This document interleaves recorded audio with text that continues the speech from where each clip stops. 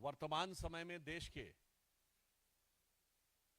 एक महत्वपूर्ण विषय की ओर आकृष्ट करना चाहता हूं। नेशनल हेराल्ड केस को लेकर आज कांग्रेस पार्टी देश भर में तथाकथित प्रदर्शन कर रही है।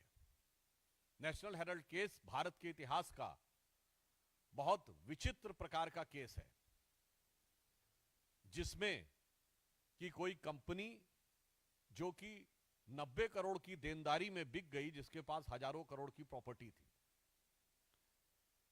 दूसरी दृष्टि से देखें तो एक विचित्र केस है जिसमें खरीदने वाले और बेचने वाले दोनों एक ही थे।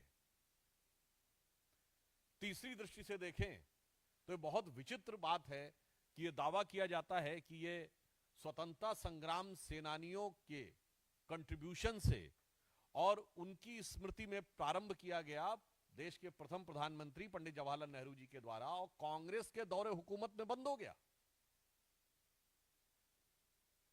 2008 में बंद हुआ। 60 साल में उससे पहले 50 साल कांग्रेस की सरकार रही थी।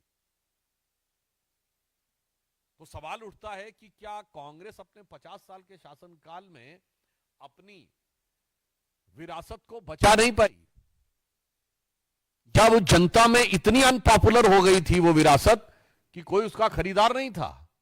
बाकी तो छोड़िए, क्या कांग्रेस कार्यकर्ता भी अपना अखबार खरीदने को तैयार नहीं थे? जबकि राजीव गांधी फाउंडेशन को उसी दौरे हुकूमत में खूब पैसा मिल रहा था। यह अपने आप में कांग्रेस पार्टी की नीयत पर सवाल पैदा करता है। और 3 अखबार थे, नेशनल हेराल्ड इंग्लिश में, नवजीवन हिंदी में, कौमी आवाज उर्दू में। सरकारी सपोर्ट तो छोड़िए, प्राइवेट सपोर्ट तो छोड़िए, यदि 10% कांग्रेस कार्यकर्ता भी इन अखबारों को खरीदने के लिए तैयार होते तो शायद उनके बंद होने की नौबत नहीं आती, या कांग्रेस पार्टी अपने फंड में से खरीदकर कम से कम अपने जिला और मंडल स्तर पे ही डिस्ट्रीब्यूट कर देती। और मजे की बात यह है कि कौमी आवाज भी नहीं बिका, उर्दू का अखबार, यानी कौम ने भी आवाज नहीं सुनी। यह अपने आप में शक पैदा करता। परंतु मैं यह कहना चाहता हूं कि कांग्रेस की, ये मैंने प्रश्न इसलिए उठाए कि ये कांग्रेस की नीयत पर संदेह पैदा करते हैं।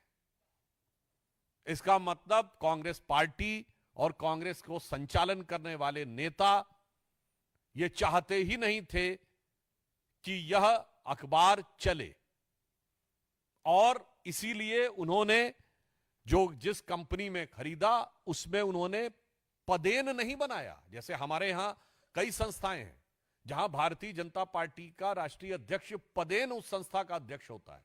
इन्होंने व्यक्ति के अनुसार बनाया। यानी अगर दूसरे ढंग से कहें, अभी वक्फ का बिल पास हुआ है और उसको लेकर भी चर्चा चल रही है, जिस पर वक्फ वाल औलाद का विषय आया था। इन्होंने तो लगता है कि जो हमारे स्वतंत्रता संग्राम सेनानी थे, उनकी प्रॉपर्टीज को भी प्रॉपर्टी अल औलाद कर दिया, यानी अपनी औलाद के नाम पर कर लिया उस प्रॉपर्टी को। परंतु मैं ये बताना चाहता हूं कि कांग्रेस की इस नियत पे संदेह सिर्फ हमको नहीं है, कांग्रेस के बहुत वरिष्ठ नेताओं को बहुत पहले से था।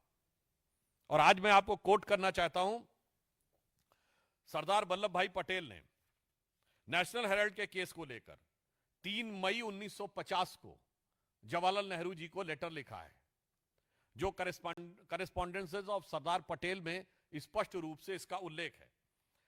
मैं उसके बहुत डिटेल में नहीं जाना चाहता, परंतु मैं उसके सिर्फ 2 लाइनें बताना चाहता हूं जो उन्होंने लिखा। It is also bound to subject ourself to the criticism for a manner in which the National Herald is securing assistance from the persons who are associated with the activities of the government. I need hardly add to what I have already told you about this subject. उन्होंने कहा कि मुझे इस विषय को लेकर आपत्ति है कि यदि ये हमारा स्वतंत्रता संग्राम सेनानियों का कार्य था, तो सरकार से जुड़े हुए लोग जिस प्रकार से इसमें इन्वॉल्व हो रहे हैं वह चीज आपत्तिजनक है। अब आप आइए साहब, और मजेदार बात क्या होती है कि उसके बाद जवाहरलाल नेहरू जी लिखते हैं कि इसमें कोई खास बात नहीं है। उनके पत्र का लास्ट बट 1 पैराग्राफ है, ये वो जवाब देते हैं सरदार पटेल को 5 मई को ही। 5 मई 1950 सरदार पटेल लिखते हैं नेशनल हेराल्ड के बारे में नेहरू जी को, और सेम डे नेहरू जी का जवाब जाता है और वो कहते हैं we all are us sometimes receive contributions for the charitable funds or like purposes, should they all be refused or should they be acceptable in the certain circumstances? कोई बात नहीं, बहुत सारे लोग कंट्रीब्यूट करते रहते हैं, सरकार से भी गैर सरकार से भी, तो हमें लेना चाहिए, उसमें कोई बुराई मुझे नजर नहीं आती है।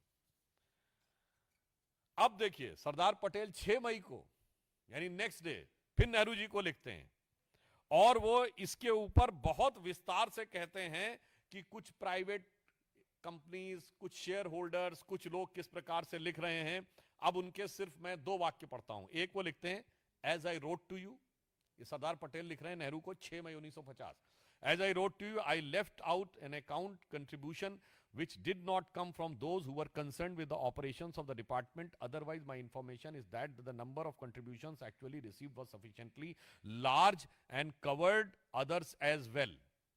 अब आगे सरदार पटेल जो लाइन लिख रहे हैं वो बहुत गंभीर है। The transactions which I referred to you are of a different nature. There is no question of charity about it.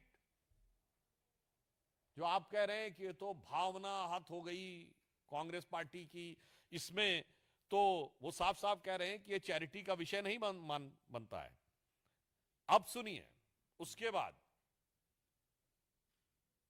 Divya बुद्धि पंडित जवाहरलाल नेहरू जी की। अब देखिए इससे बहुत साफ हो जाता है कि जो आज कह रहे हैं कि स्वतंत्रता संग्राम सेनानियों का भावनात्मक लगाव था, 6 मई 1950 को यानी नेक्स्ट डे सरदार पटेल को लेटर लिखते हैं जवाहरलाल नेहरू। लास्ट लाइन क्या है उस पर गौर फरमाइएगा। As a matter of fact the Herald is a fairly good business proposition and its preference shares and debentures are not a bad investment. I repeat, as a matter of fact the Herald is a fairly good business proposition and its preference shares and debentures are not a bad investment. और जो मैं आपको बता रहा हूं ये media में पूर्व में प्रकाशित हो चुका है। कई प्रतिष्ठित समाचार पत्र इसको 2 साल 3 साल पहले अपने आर्टिकल्स और जो उन्होंने रिसर्च आर्टिकल्स लिखे हैं उनमें प्रकाशित भी कर चुके हैं। अब आप सोचिए ये नेहरू जी के जमाने से ही था कि जो निवेश हो रहा है नेशनल हेराल्ड में वो बहुत मुनाफे का हो सकता है, ये गुड बिजनेस इन्वेस्टमेंट है और इसलिए इसके शेयर या डिबेंचर किसी भी प्रकार से कोई घाटे का सौदा नहीं माने जा सकते। इसका मतलब प्रॉपर्टी, घाटा, मुनाफा, बिजनेस प्रपोजिशन, यह विचार शुरू से था। आज कांग्रेस से यह नैतिक सवाल है कि अचानक आप इसके ऊपर अब वो भावनात्मक और जैसे कि स्वतंत्रता संग्राम के लिए दिए गए दान या चैरिटी का विषय कैसे करें, जबकि सरदार पटेल कह चुके हैं इसमें चैरिटी ऐसी कोई नहीं। और लास्ट